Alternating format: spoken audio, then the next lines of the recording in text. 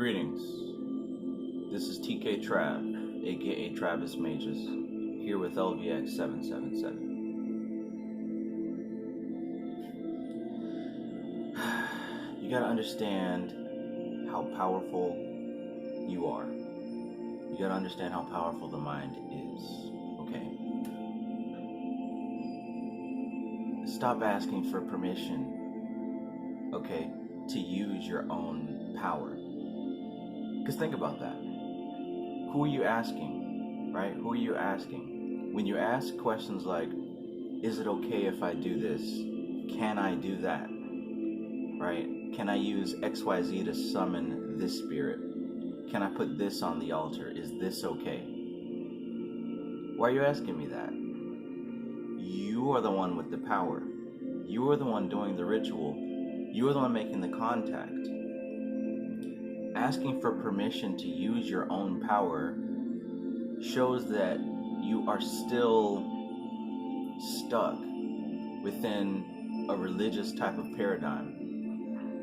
And if that's where you want to be, that's perfectly fine. But primarily, when I make these videos, they're directed towards people who are trying to break free from that, and people who are trying to reclaim their power. Because the power has always been yours, and it's always been within you.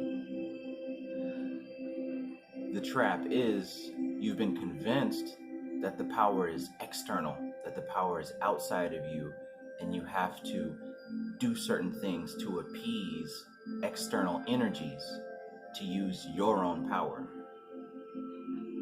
This is how this thing works. You have a thing called will, right? You have willpower.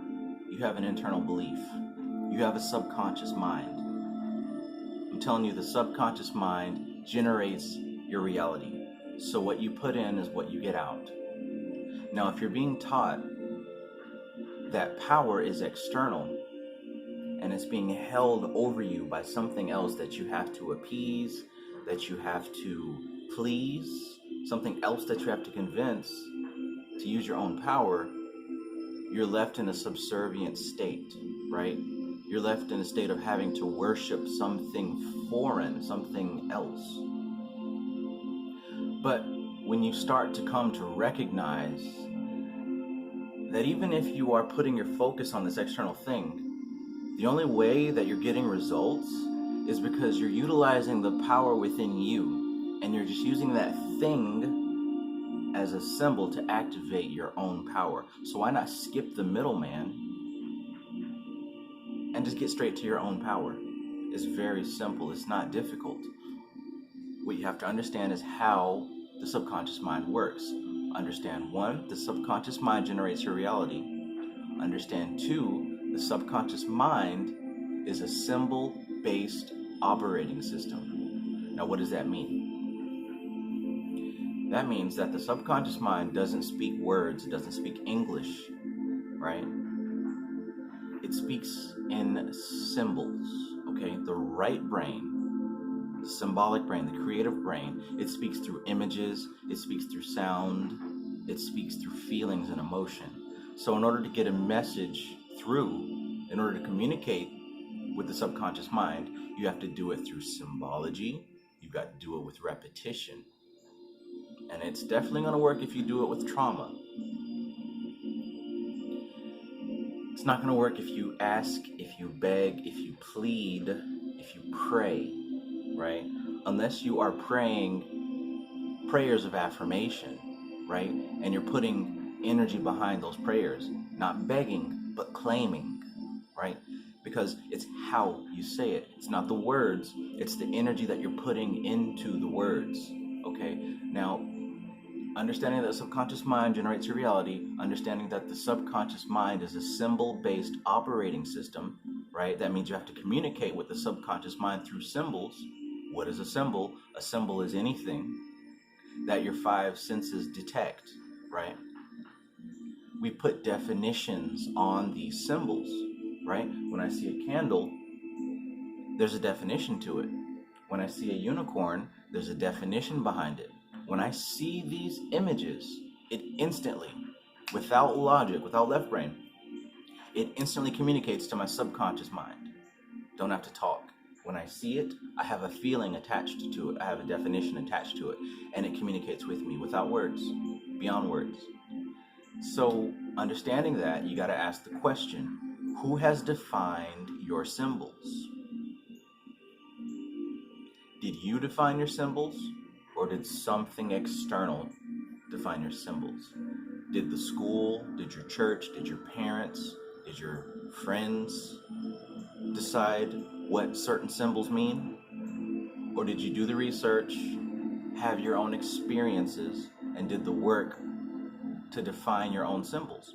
Because if you haven't done those things, these external sources that defined the reality around you for you defines how you live, right?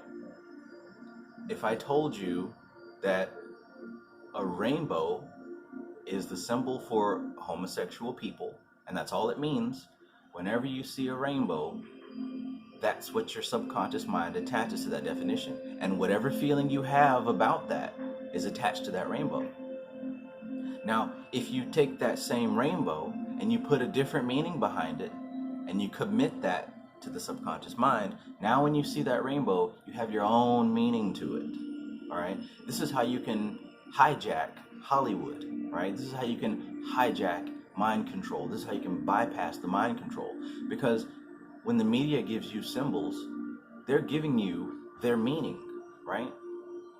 They're showing you this image, and they're causing an emotional reaction within you, and that is defining that symbol for you.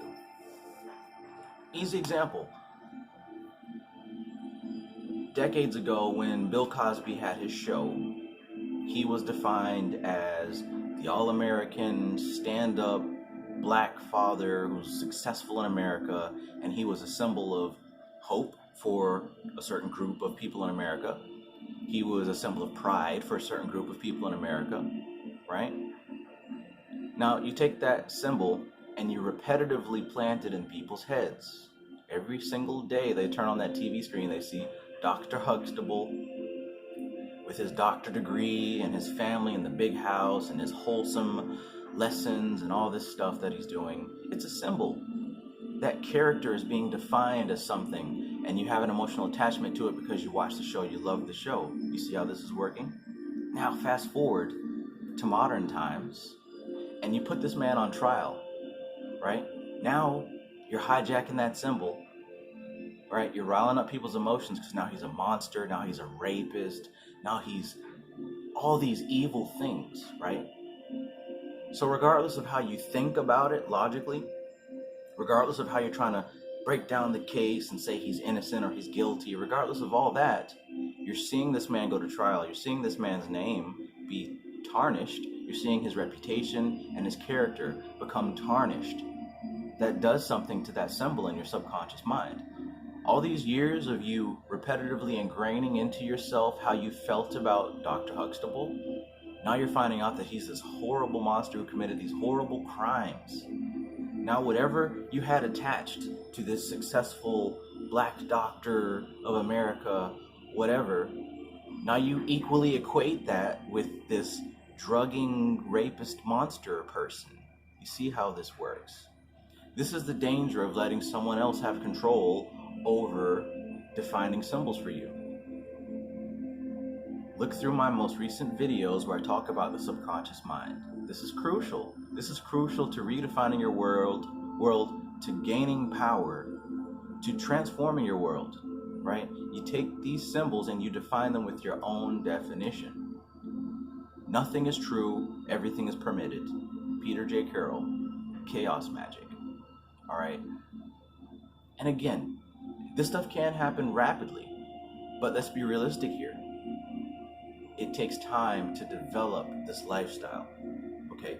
When you start redefining all these symbols in your life, what you're doing is you are gaining control. Now you have control over what goes on in your environment. Everything that is in my home, every symbol, every single thing has a meaning to me, and it feeds my subconscious mind what I want to see, what I want to feel, what I want to be inspired by. This is how spirits communicate with you, right?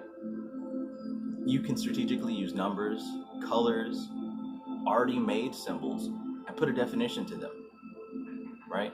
Do ritual to evoke emotion. See, the thing with sex magic, the big secret is when you have this sigil or this intention or this ritual or spirit that you're working with or whatever, you work yourself up to the point of orgasm, right? And when you come, you hold that intent in your mind. Now what's happening is you're associating your intent with that super pleasurable, wonderful feeling of orgasm. So you're taking that symbol and you're charging it with emotion. And if you do this repetitively, now you're going to associate that outcome with the pleasure of orgasm. You see how this works? This is the power that you have. You have the power to define your reality, okay? Don't worry about no Illuminati.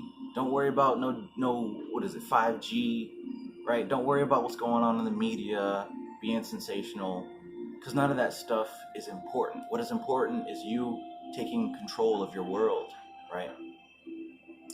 The masses are a living entity, right? A collective entity of emotion that is being pushed to and fro. It's swirling here and there.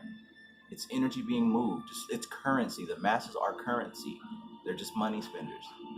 You are not one of them. Okay? So don't just think that. Act that way. Don't be characterized by the same way they're characterized by, right? Don't be pushed and pulled and moved by these symbols that are predefined for them, and they are manipulated by these symbols. You take those symbols and you redefine them and you make them work for you. This is the process. So don't ask, can I do this? Ask yourself, can you do that? If you don't feel right about it, don't do it, right? Study, learn, practice, experience until it does feel right for you, and then make it work. Make it work. That's your power. You make it work.